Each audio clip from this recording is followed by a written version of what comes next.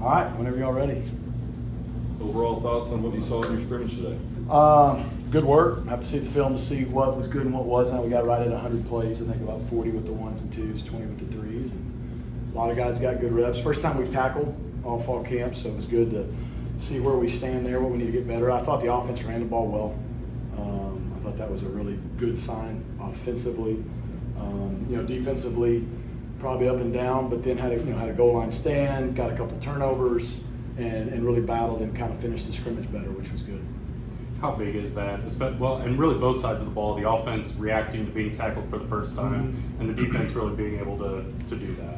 Yeah, I mean, it's big. We actually went live on some special team stuff just because, we're physical the way we practice. We don't have to tackle a lot to get what we need to get accomplished, but, we don't want 3 weeks from today, the first time our punt returner is catching a live punt or a kick returner, ball carrier, or the defense tackling in space, to be when it matters. So we got to get enough live tackling in to be crisp for a game one, because our opponent's going to have already played a game, and at the same time, not overdo it. So it's a fine line. A week ago, you said that early on your defense was ahead of your offense. Today, your ones on offense had some success early on. Was the offense closing the gap, or was there some sloppiness on the defensive side? What did you see? Well, I think so. I think it's a couple things. I think the offense is closing the gap, which is good. We've had good back and forth in all the practices. And, like I told him yesterday, we had a good practice. That's the other thing. We've practiced a full practice yesterday, so it wasn't like we were getting ready for today. But, I told him most practices I don't really know who got the better of who now, which is a good thing. There's some give and take both ways. I think the other thing, we had officials. It was game-like. We started playing with tempo, a lot more realistic than we do in practice. So all that's an adjustment for a defense. And I thought yesterday and today the offense got better. I thought Preston had 2 good days. But at the same time, defense has had a lot of success as well. Halfway through fall camp, a little over halfway through fall camp now, just kind of, do you feel like you're where you want to be, and kind of how important is that final stretch to maybe even take a bigger step than you did? Yeah. No, we're not where we want to be at all. We've had 9 good practices. Guys are working hard. They're competing. But we play in 3 weeks, and I'm glad we got all 3 weeks. Next week's an important week for us because it's the last true week before school starts. So we got 5 practices next week that are really important for guys that are competing to start or be in the rolling with the ones rotation. To fine tune, we got to build a lot of depth too. So there's a lot of guys that are competing there. So I think next week's pretty important for us. Your roster, especially on the offensive side, looks like it has depth in the skill positions that hasn't been seen around here in quite a while. How much does that allow you and Coach Woods to really expand the playbook and add wrinkles, or is it more about refining what you installed in your first year last year? Yeah, I don't think we're really trying to expand the playbook per se in terms of volume. You might, do things that fit certain guys' skill set a little more. The thing you hope with depth is, we may not have a guy lead the country or lead the league in receiving. That's fine if we have 5, 6, 7 guys that are dependable, all making plays. So we'll see. Every year some guy usually kind of emerges, but if it's going the way it could be fairly balanced, which is good for us because we feel like a lot of guys have earned the right to play and do those things. It's the same thing at running back, So, and how seasons go. Unfortunately, guys get banged up, so you're going to need the depth. Kind of seen that a little bit. I know Curly missed a couple days. Jordan's not going full go right now. How big is that to then give some other guys? I know, with Kamar battling his thing, looked like Belton got a bunch of reps. Obviously, then Zane moves up a spot. For those guys, whether it's, big injuries, small injuries, personal things, to maybe give guys days off and see what some other guys can do thrown in some different positions. I think it's important just because it's realistic. Fortunately, we don't have any major injuries. I think all our things are minor, and guys that maybe didn't go today will hopefully be going next Saturday. But there also may be some guys that went today that can't go next Saturday, right? And so, that's the way it is week to week. And so practice gives you the opportunity to give those guys opportunities to step up, see what they can do. To follow up on the depth, on the offensive line, you've had a couple people move around a little bit. Ja'Kai Clark had previously taken some snaps at guard. Today he got some at center. Ben Sparks played both left and right side. Do you still want people to be able to move around like that, or are you deep enough that you'd like to have guys who stay specifically at one spot? Well, I think once we settle in 2 weeks out, we'll try to settle guys in a little bit more. But But now it's where Coach Justice is seeing what those guys can handle, moving them around, mixing and matching. For when we get in the season, okay, a guy goes down, how do you mix and match and how do you plug those holes? So, that part's been good to see. And a guy like Ja'Kai, I mean, he'll tell you he's way overweight. I mean, he never played that weight when we had him in Miami. So we'll have to see, how the season goes, how quickly he can try to lighten up, because the ability's there, but he's got to lighten up a little bit. One injury that maybe is a little more significant, Cam Irvin. Yeah. I know Coach Justice said you don't expect him out for the season. Do you have any more details? Yeah, the good news is nothing was broken. It's just a bad high ankle, which is good. So it's kind of week to week. I mean, at this point, it's hard to even say if he's ready for game one or not. But by no means do we expect it to be season ending.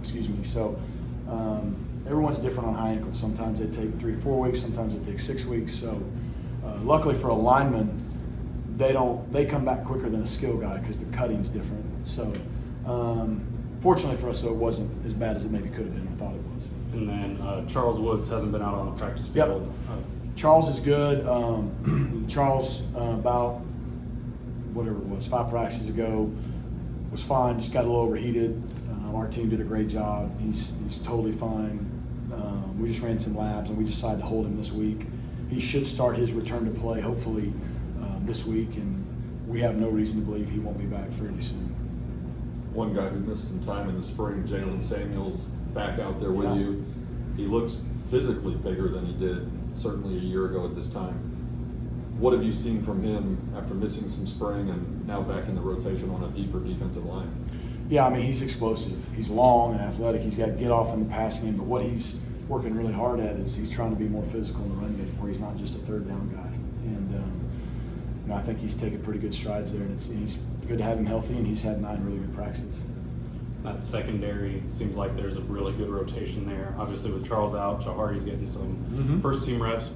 Bryce McMorris had a really nice play out there today. He's obviously still coming off a major injury and everything. But that secondary, how big is that just for this group and what you guys expect from them and taking that next step defensively? Yeah, no, it's important. I mean, we're going to need the depth. I think what you've seen even today is, the way they're playing, we're not giving up tons of explosives down the field in the pass game.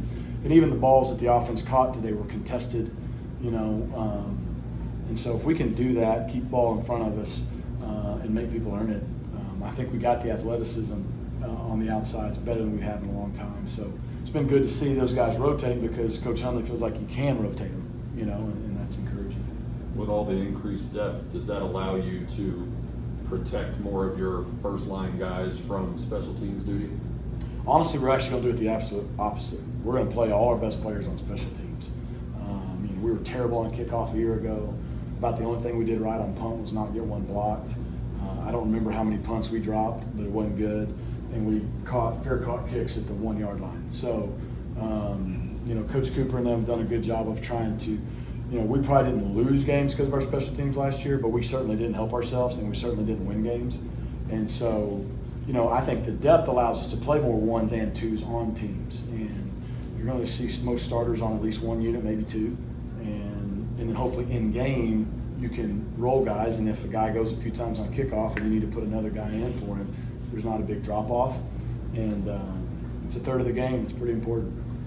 Been a lot of talk about this being a player-led team, and a lot of guys taking on that role, whether they're new guys, whether they're guys that maybe didn't do that last year. One name that keeps coming up, Jonathan McGill. What is it like to add that kind of leader who didn't come in running his mouth right away, wanted to earn that spot and seemed like he earned it quickly? Grizz talked about him asking to be on that little leadership group that he did in the summer. But just to have a guy like that with the experience, the knowledge, everything that he brings to also be a leader. I think leadership's huge. I mean, I don't know if we're a player-led team yet. I think we have the ability to be one. I think we have a lot of guys who are trying to do things the right way, have leadership ability. So we have potential there, just like as a team. It remains to be seen on what we do. I do think a guy like Jonathan brings a lot of experience. He's played, college football for 3 years in a really good league. And he's been a captain. Leadership's kind of a natural thing for him. And we've needed that on the defensive side of the ball. And what's good is it's not just him. We've got other guys that are stepping up. And we'll find out if we have a player-led team when we hit some adversity. So when that happens, then we'll know. Coach Woods was talking last week about the added talent in the tight end room. Obviously, you have R.J. Maryland back. Nolan appears to be healthy again. But you've also added Micah as a transfer and the 3 freshmen, Adam Moore, Trick Reardon, and Lonnie Johnson. Have you had enough time to see what they've got, and do you have an idea when they might start working into the rotation? We did add depth and numbers. Micah Hiltz has been out since the 2nd or 3rd day with a bruised shoulder. Hope to get him back this week to see what he can do. And those freshmen, we do think have talent, but they're freshmen. So this next week will be big for those guys to see how far away they are and maybe how quickly we can get them to where they can help us if we need them. I do think Nolan Matthews is much improved. He's more physical. And I think RJ's playing at 240, which helps him. And he's more physical, and he still obviously can do what he do catching the football. So we have the potential to have a better unit there. We're still not deep in terms of experience, but we are more athletic. Defense has talked a little bit about bringing maybe a little more edge, maybe taken away from a little bit of SMU being an offense-only type team. How big is that it seems like it starts with Coach Simons, but the players have really bought into it, and they're taking that on both, in practice and kind of that mentality? Yeah, well, that's the edge we want them to have. I mean, that's no secret. I've said it's been about 4 decades since we've had a top 40 defense. We don't have to have a top 40 defense to be successful, but we have to have a defense with an edge. We have to be able to stop the run and play with some confidence. And that's the thing. I think we're faster. I think they play faster in the first 9 days. Now we just got to be able to put it together. I mean, someone asked the other day, I think they said, hey, what's it take to be great? And the simple difference between being good and great is consistency. And we've got the ability to be good at times right now, but we're nowhere near great because we're too inconsistent. That's not just on defense, that's everywhere. So that's why we practice. That's why, thank God, we got 3 more weeks. All right, guys. All right. Cool. Thanks, guys. Appreciate it.